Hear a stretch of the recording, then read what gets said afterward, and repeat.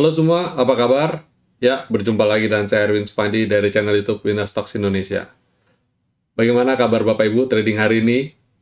Hari ini tradingnya sepi ya, atau saya aja yang berasa sepi karena marketnya rasanya nggak terlalu atraktif ya, karena cenderung flat, berjalannya flat, bahkan beberapa emiten mungkin naik cuma beberapa tick, habis itu turun lagi, beberapa tick, turun lagi. Nggak ada yang sampai gimana banget ya. Dan kalau kita lihat transaksinya hari ini juga kecil banget. Transaksi hari ini cuma 7,4 triliun. Kacau banget gak sih? Ya, coba saya kasih lihat dulu deh chartnya deh. Ini transaksinya cuma 7,4 triliun dan asing hari ini net sell minus 70,9 miliar. Wah, kalau lihat kayak gini saya tidak tahu nih, ini nanti di sisa 4 hari terakhir dari tanggal 27 sampai 30 ini gimana? Saya kayaknya tanggal 31 kita udah libur ya, market libur ternyata. Sudah libur bersama. Jadi mungkin efektifnya cuma tanggal 27 sampai tanggal 30. Nah, ini bagaimana nih? Dan banyak yang galau bahwa menanti-nanti apakah window dressing ini beneran bisa datang nggak? Kalau sudah tinggal 4 hari ini, sekali lagi saya katakan, kita sudah ngejarnya udah kayak Santa Claus Rally aja. Yang window dressing itu mungkin sudah jalan dari bulan September, dan ini sudah price in. Mungkin dari bulan November itu sudah price in dan cenderung turun sekarang ini. Dan ada 2 agenda yang mau saya bagikan hari ini di Market Review. Pertama, saya mau bahas mengenai emiten konstruksi. Banyak yang bertanya pada saya emiten konstruksi ini gimana, dan beberapa ada di areal nyangkut dengan minus mungkin cukup besar ya, sekitar hampir 20-an% rata-rata. Itu agenda pertama. Lalu agenda kedua, saya mau bahas dari yang bertanya ke kami ya lewat komen-komen. Saya mau bahas nih ya, di video kali ini saya mau bahas. Nah, kita langsung saja ya, kita mulai dari emiten konstruksi. Bagaimana kabar emiten konstruksi? Setelah SWF, Sovereign Wealth Fund, yang kemarin di awal tahun digembar-gemborkan dan sampai hari ini malah sepanjang tahun dia downtrend. Dan minusnya juga lumayan dalam, lumayan dalam. Coba kita langsung lihat chartnya saja ya. Kita mungkin mulai dari abjad aja. Ini tidak ada susunan posisi, tapi mulai dari Wika, Waskita, dan PTPP ya. Kita coba. Pertama, Adikarya.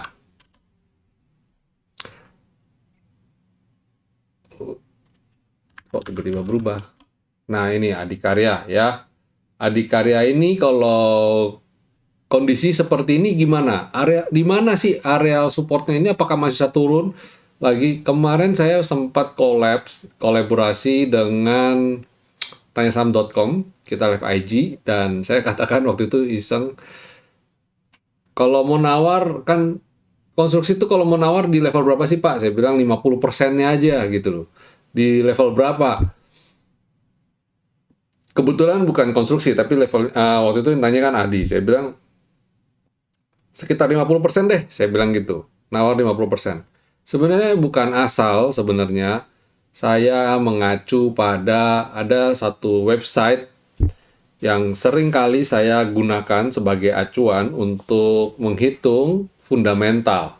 Dan website ini perhitungan fundamentalnya juga menggunakan metode kuantitatif. Dan di website tersebut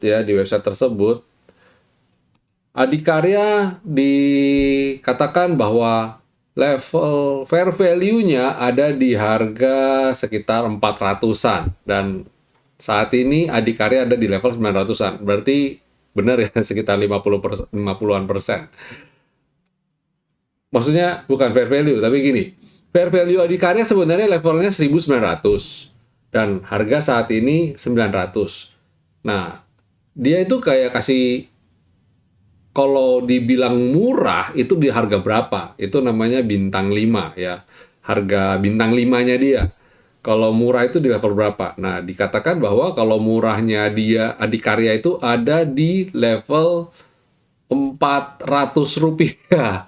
Wow banget ya sih? Harganya 400 rupiah.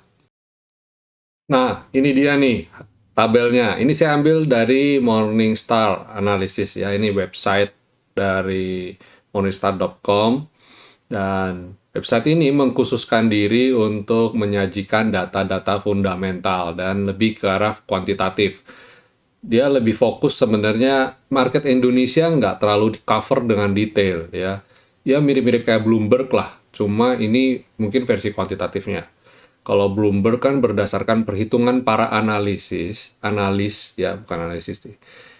Perhitungan dari para analis disubmit, dan itu dia kasih lihat tuh, itu masing-masing analis memberikan harga patokan di berapa kira-kira. Nah, kita bisa lihat yang cover harga perhitungannya berapa. Kalau berbeda sama ini, kalau ini kelihatannya by mesin deh, atau perhitungannya mungkin saya nggak tahu, datanya lebih kuantitatif. Ada sebenarnya artikel yang menjelaskan bagaimana cara perhitungannya mereka, tapi saya nggak terlalu detail untuk melihat itu.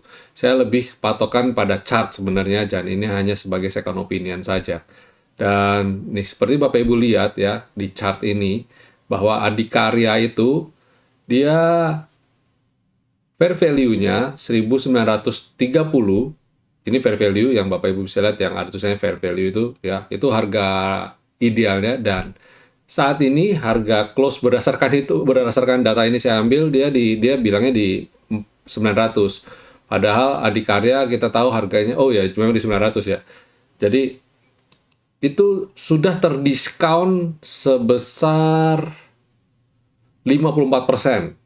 Dan idealnya kalau mau nawar bintang 5, harga bintang 5 itu kalau istilahnya kalau kita bisa dapat harga di bawah itu, wah itu the best price banget. Mereka mematok di harga 400. Kacau banget kan. Berarti at least sekitar 50-an% kan dari level 900. Jadi kalau kemarin ketika itu IG itu tanya harga berapa yang paling murah, kita mau nawar harga berapa? Saya bilang 50% aja deh, jebret saya bilang gitu. Berarti kalau lihat dari harga fair value-nya 1.900, sekarang ke 900 aja udah diskon 50%. Berarti turun lagi, diskon lagi, plus 50% lagi. Berarti 50 plus 50. Udah kayak diskon apa aja gitu ya. Kacau kan? Nah, itu Adikarya. Dan kalau kita lihat chartnya, nah kita lompat-lompat ya Bapak Ibu ya. Nah, kalau kita lihat chartnya nih, sekarang nih, lihat let's say di monthly lah, di monthly ya. Karena kondisi lebih, kita lihat top down analysis ya, dari time frame yang paling jauh dulu, monthly, kemudian weekly, kemudian daily. Nah, lihat monthly-nya kayak gini nih. Nah, ini cenderung downtrend dari tahun 2013, ternyata dia sudah, ini puncaknya 2013 dan sampai hari ini nggak pernah comeback di titik itu, titik tertingginya itu. Dan Adi sejarahnya sudah ada, sebentar. Ini saya ini dulu. Nah, dia tahun 2008. Dan sejak 2008 naik tank 2013, udah that's it. Sampai sehari ini dia mengalami penurunan dan belum pernah mencapai titik tertinggi. Dia maksudnya gini, belum membentuk higher high di monthly loh. Berarti secara tren monthly jangka panjang ini lagi downtrend ya. Kalau kayak gini gimana tradingnya? Nah, artinya emiten ini tidak layak untuk investasi, itu aja. Sementara kita ambil itu sebagai patokan dulu. Ya, kenapa saya bilang begitu? Bayangin kalau Bapak Ibu beli di tahun 2013 sampai sekarang, berarti sudah jalan berapa tahun? 8 tahun, setuju ya? 8 tahun, dia nggak kemana-mana. Dia nggak kemana-mana. Minusnya bahkan dalam sekali ya. Kalau dulu harganya 3.300 dan sekarang di 900, bayangin minusnya udah berapa persen. Nah, itu. Jadi 8 tahun bukannya uang kita berkembang, tapi malah turun. Nah, terus Bagaimana dengan weekly-nya? Weekly-nya pun sama ya, weekly-nya pun sama. Jadi kalau saya bilang kalau belum punya barang ini sebaiknya hindari. Maaf. Kalau belum punya barang ini sebaiknya hindari ya. Walaupun dia mau mantul atau ada tanda-tanda mau mantul, ada tanda-tanda dia mau rebound, sebaiknya hindarin. Masih ada saham lain yang bisa kita tradingkan ketimbang emiten konstruksi ini. Itu Adikarya ya, ini monthly-nya. Nah, terus bagaimana dengan yang lainnya? Sebentar. Selain Adikarya, ini dari gambar ini, tadi kuantitatif tadi yang bisa kita lihat kemudian adalah Waskita ya, Waskita. Coba kita cek chartnya Waskita.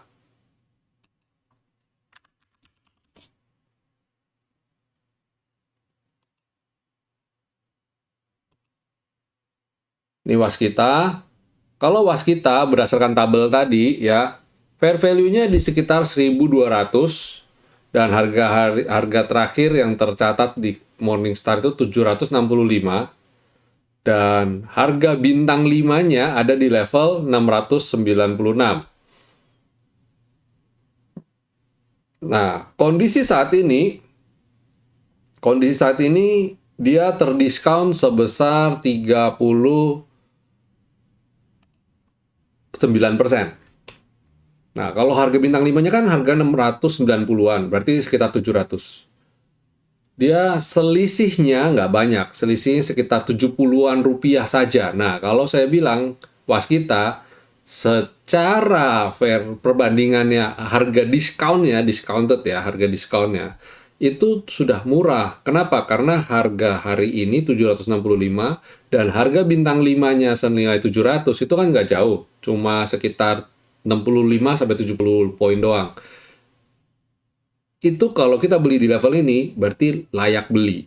Nah, itu maksudnya. Paham di sini? Itu hitungannya berdasarkan kuantitatif tuh kayak gitu. Nah, terus bagaimana dengan chartnya? Coba kita cek chartnya. Beda sama Waskita ya. Kalau Waskita, kalau mau nawar di level 400 saja. Tapi kalau Waskita ternyata, Adikarya tadi dibilang kalau mau nawar di level 400. Kalau Waskita kan di harga 700. Nah, sekarang kita cek chartnya. Nah, cek chartnya ternyata Waskita pernah tertinggi di tahun 2017. Mendingan ketimbang Adikarya. Adikarya 2013. Tapi ini 2017. Tapi dari sejak 2017 sampai hari ini, dia tidak pernah comeback lagi. Ya sama aja sih sebenarnya. Mau dari 2013 kayak 2017 kayak pokoknya sejak tertinggi dia sampai hari ini nggak pernah comeback. Udah gitu aja. Padahal kita tahu di tahun-tahun 2018, 2018 ya. Itu kan ekonomi Jokowi ya, Pak Jokowi menjadi presiden itu tahun 2018 bukan sih? Nah, kalau Waskita sempat naik, dia dapat sentimen bagus. Tapi Adikarya kenapa enggak ya? Itu yang saya bingung juga. Dan sejak saat itu sampai hari ini dia nggak memperlihatkan kinerja sentimen yang bagus. Padahal proyek pembangunan infrastrukturnya jalan terus. Nah, ini belum comeback. Nggak tahu nih nanti apakah proyek ibu kota baru akan menjadi katalis positif. Waskita dan kawan-kawan bisa break out lagi sampai mungkin breakout all time high, kita nggak tahu. Tapi sampai saat ini sifatnya kalau Bapak Ibu mau beli nabung, saya tidak sarankan, dan jika mau tetap lakukan pembelian dengan bertahap ya. Kemudian setelah Waskita, PTPP. Kita coba cek PTPP ya, PTPP. Nah, kalau PTPP ya Bapak Ibu lihat, dari sejak 2016 sampai hari ini ya, tertinggi PTPP pernah di level 4.500-an. Ini zaman saya mulai aktif trading lagi ya. Itu saya ingat banget PTPP menjadi primadona kita waktu itu, dan habis itu turun dan sampai hari ini dia belum comeback lagi. Ya ngeri juga ya kalau lihat kayak gitu ya.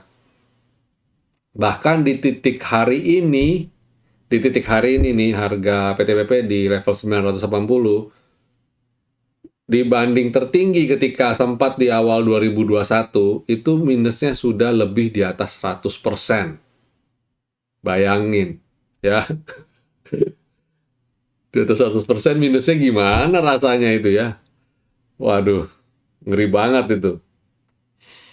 Nah, itu kan itu sebabnya saya tidak sarankan Bapak Ibu untuk jangan invest di sini. Oke, PTPP, fair value-nya berapa? Fair value PTPP di harga 1.900 ya. Fair value PTPP ada di harga 1.900 dan harga bintang 5, wah, harga bintang 5 berapa? 750 dan saat ini kan harganya 980. Berarti masih ada ruang gerak untuk dia harus turun lagi. Jadi PTPP tunggu dulu aja. Kalau mau beli tunggu dia di 750. Dan harga saat ini 1.900 dan harga penutupan hari ini minusnya sekitar 50-an persen. Dan dibandingkan dengan awal 2001 kemarin, tertingginya dia malah minus 100%. Wow, come on. Sadisnya dirimu ya PTPP. Itu emiten konstruksi itu. Kenapa saya bilang better jangan dekat-dekat dulu deh ya. Better jangan dekat-dekat dulu. Berarti saat ini yang paling memungkinkan kita untuk beli ya Waskita. Terus selanjutnya Wika. Wika fair value-nya 1.900. Harga hari ini 1.000-an dan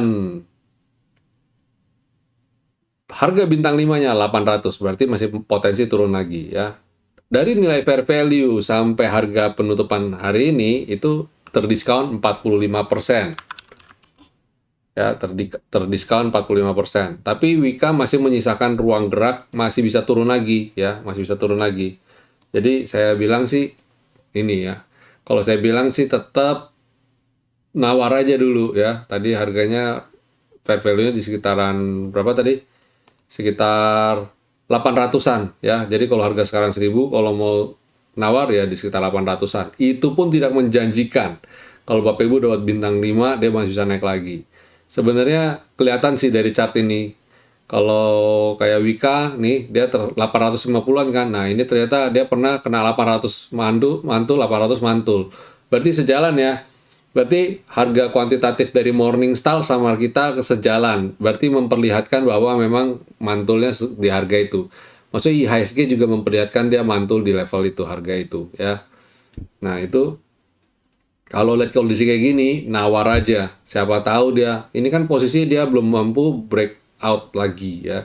Bahkan dari titik dia di tahun 2015 sampai hari ini, dia belum pernah membentuk higher high. Semua higher low, dan ini higher low.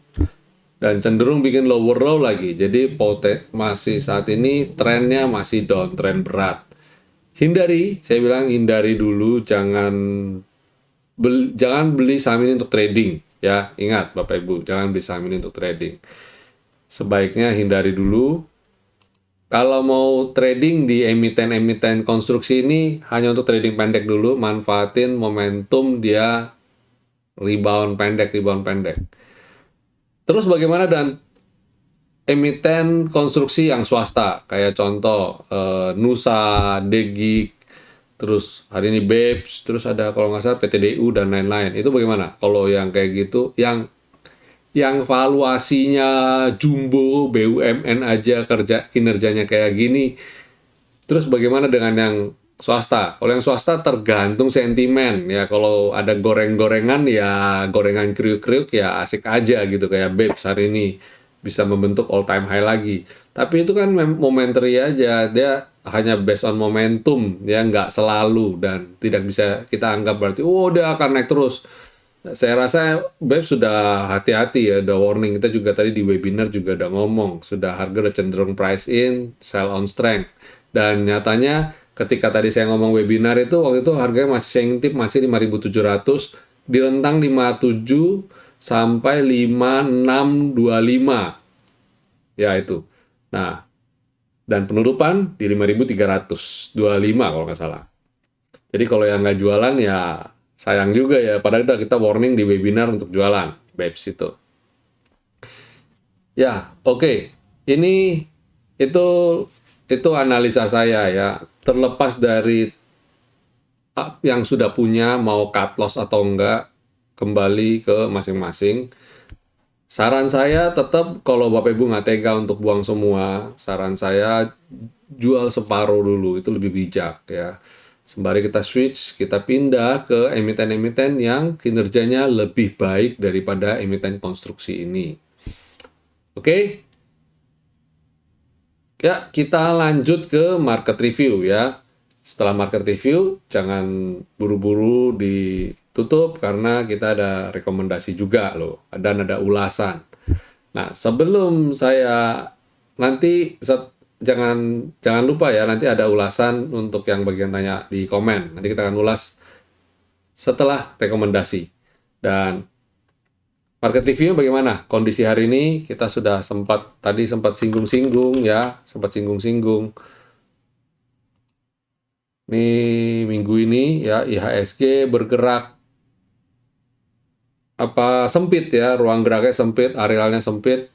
Dia cuma range-nya antara di minggu ini sekitar 6.000 bottomnya ya, bottomnya sekitar 6.530-an sampai tertingginya di rentang 6.600-an, 6590-an, nggak sampai 6.600 bahkan. Hari ini lebih hebatnya lagi, dia kena, kita punya garis ini yang 6585, langsung koreksi dan ditutup di bawah skyline lagi.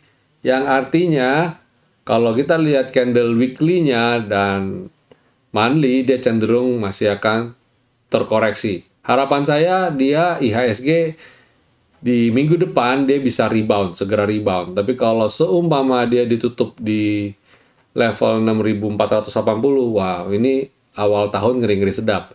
Jadi makanya saya bilang di 4 hari terakhir di tahun 2021 ini kita trading pendek dulu ya.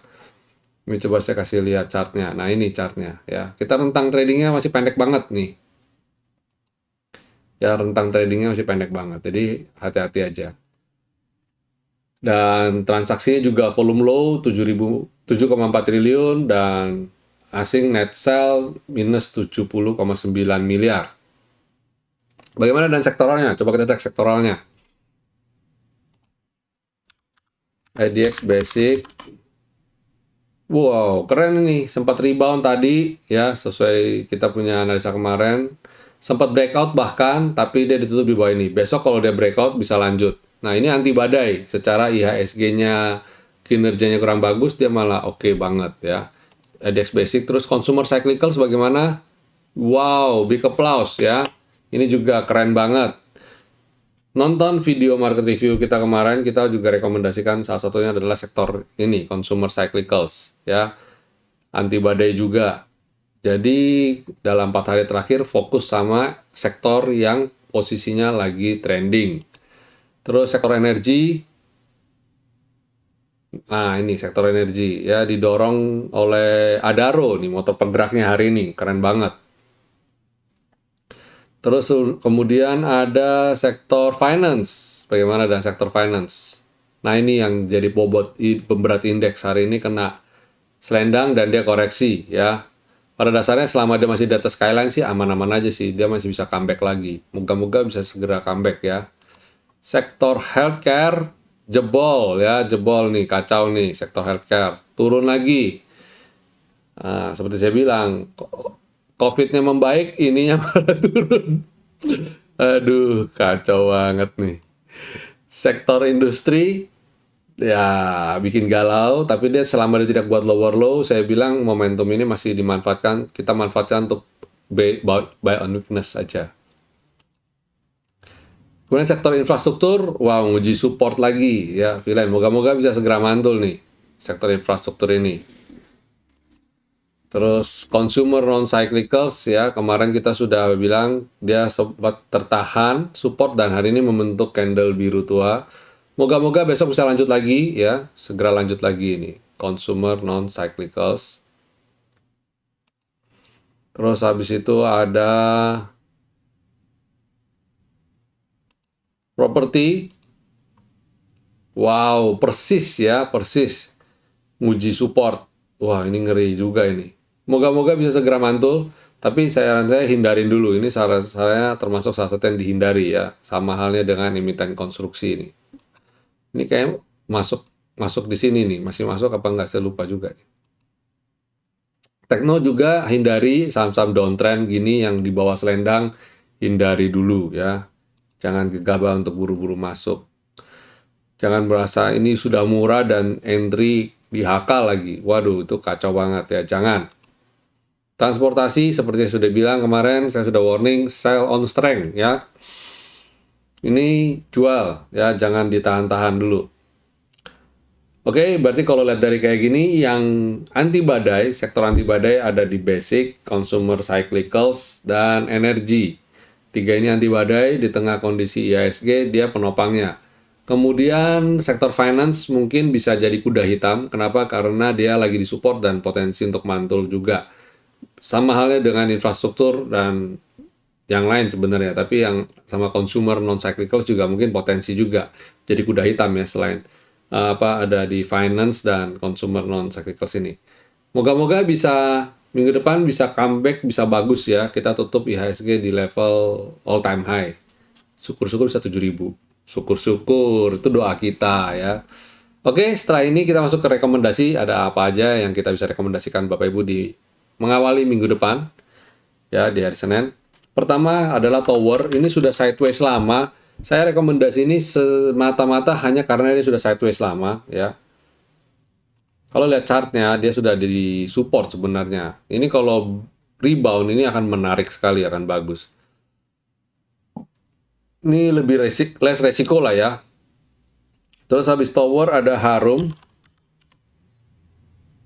Harum rebound nih, rebound dari ini good newsnya rebound dari selendang ya. Potensi kalau dia bisa comeback, bisa naik, ini mantap. Ini rekomendasi saya, dia rebound dari support ya. Garis-garisnya bawah banyak ya. Ini saya hilangin aja yang garis-garis di bawah. Ini garis-garis di bawah ini menandakan bahwa kita tradingnya dari bawah loh ya. Sudah ada dari bawah. Jadi jangan lihat atasnya doang. Lihat dari bawah itu kita menunjukkan kalau kita trading udah dari bawah. Tapi kalau jebol 9830 ini goodbye ya. Sekarang kalau mau masuk boleh nggak? Boleh. Terus selain Harum ada Bevin. Bevin ini dalam tren naik yang pendek, masih dalam tren naik pendek, baru breakout areal sideways. Mungkin belum sepenuhnya breakout. Karena ini masih ada lagi area resistance.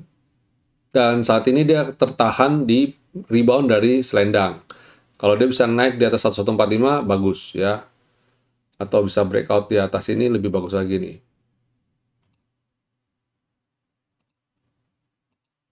(1155) itu lebih bagus lagi. Selain Bevin, ada Tekim dan INKP. Waduh, ini sudah lama banget saya nggak rekomen. Kenapa saya akhirnya rekomen lagi? Karena saya lihat chartnya, dia lagi ada di support. Ini chartnya aja sampai saya gambar-gambar nih ya. Sampai gambar-gambar nih. Nggak puas pakai kuantitatif, saya gambar pakai garis lagi ya. Ini Tekim ini silakan icip-icip besok kalau dia bisa membentuk candle biru tua. Masuk kembali ke dalam garis ini. Ini silakan ya, Tekim. Terus INKP juga lebih clean rasanya. INKP jauh lebih clean, lebih rapi chartnya. Ini kalau dia bisa naik lagi biru tua besok hari Senin, silakan atur strateginya. Oke, itu 5 emiten yang bisa saya rekomendasikan. Selain itu ada 2 emiten tambahan ya, bank digital penggembira. Moga-moga bisa juga di 4 hari terakhir bisa ikut action. Pertama itu BGTG. Kenapa? Karena dia tertahan level skyline-nya. Moga-moga besok dia bisa comeback masuk ke dalam selendang. Kemudian selain BGTG ada BBHI. BBHI juga bagus. Ini uptrend-nya udah lama dan tertahan di level skyline. Biasanya dia mantul ya. Moga-moga kali ini bisa mantul beneran. Kalau dia mantul beneran silakan. Saran saya masuk jika dia sudah benar mature, udah ada di atas selendang, di atas harga 7.300 sampai 7.400. Kalau dia bisa naik di range harga segitu, rasanya sudah relatif lebih aman ya. Itu untuk rekomendasi kita. Dan sesuai janji saya, kita akan bahas yang jadi pertanyaan teman-teman sekalian ya. Teman-teman sekalian pada nanya nih, kemarin nih. Kemarin ada yang Xerox Java, Wika, PTPP, ASA, tolong beri sarannya. Nah, Wika, PTPP sudah berikan rekomendasi ya. Sekarang saya tambahin Java dan ASA. Oke, coba ya. Java dan ASA bagaimana nih?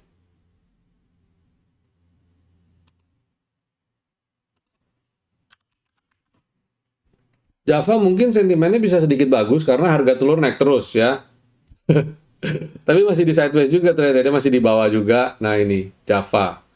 Java ini masih sideways di bawah. Kalau kita lihat chart weekly-nya, dia pada dasarnya di areal ini dia lagi bertahan di jangka menengah. Saya switch sini aja lebih clean. Pada dasarnya dia masih downtrend, tapi good news-nya adalah di kuantitatif ya, chart kuantitatif kita, dia ada tertahan di level V-line nih di weekly. Harapan saya dia bisa segera comeback lagi ya. Kalau dia bisa comeback lagi bagus nih. Ya, tapi Java ini valuasi bagus kok. Kalau lihat monthly-nya lebih kelihatan lagi ya. Dia sudah sempat naik, dia pullback ke si skyline. Kalau saya rasa mungkin tahun depan lah jadi momentumnya ya. Moga-moga tahun depan dia bisa segera rebound kayak gini, membentuk candle ini. Atau kalau enggak setidaknya bulan ini dia naik di atas lendang dulu deh. Habis itu tahun depan dia membentuk candle yang ini. Java pada dasarnya oke ya Pak, masih hold boleh. Kemudian emiten berikutnya yaitu ASA. ASA kalau lihat weekly-nya dia masih dalam tren naik yang kuat sekali, tapi ingat dia sudah terlalu dipucuk, dia udah bentuk higher high udah beberapa kali. Udah 1, 2, 3, 4, 5, 6 dan dia udah nggak membentuk higher high. Ini sudah agak risky sih, hati-hati. Kalau besok dia turun di bawah selendang, silakan jualan dulu ya. Dan kalau dia besok turun di bawah 3100, jualan dulu ya. Jualan dulu, jangan serok. Berarti seroknya batal. Kenapa? Karena 3100 ini sempat jadi titik terendah. Jadi kalau dia jebol itu berarti dia potensi cenderung ke areal V-line ini. Itu daily-nya ya. Ya, itu video kita di malam Natal ini ya. Terima kasih Bapak Ibu sudah mendukung channel YouTube Winner Stocks Indonesia ini dan jangan lupa untuk subscribe dan nyalakan tombol loncengnya. Dan jika Bapak Ibu berkenan mendukung channel YouTube ini, merasa mendapat manfaat dari video-video kami, jangan lupa bantu kami untuk share. Dan jangan lupa berikan jempolnya. Oke, sampai jumpa semuanya. Have a very Merry Christmas besok ya bagi yang merayakan dan happy profit. Sampai jumpa semuanya. Stay safe, stay healthy, stay strong, and God bless you all.